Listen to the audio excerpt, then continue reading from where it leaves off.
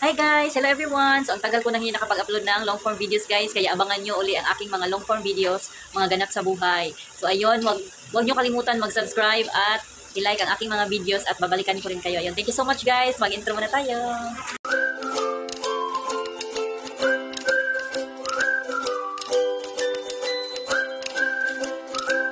Hi everyone! Ayan, gumagalaw pa guys ang alimasa guys, no? Kaya hugasan natin to ng maayos. Ayan, napaka-fresh pa nito guys.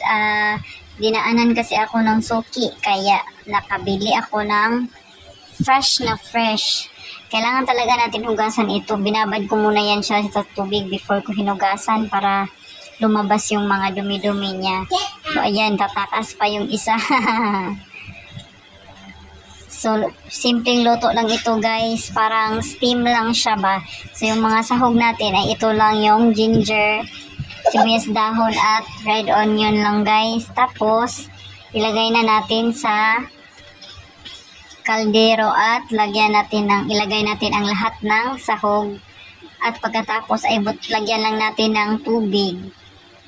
Yan. Tamang tubig lang, hindi masyado yung marami kasi mawawala yung ano guys, sarap ng alimasag. So, ito na siya. Timplahan na muna natin guys. Tapos, pag naluto na siya, tingnan mo kung okay na yung timpla at pwede mong bawasan or dagdagan. Ayan, thank you so much. Bika.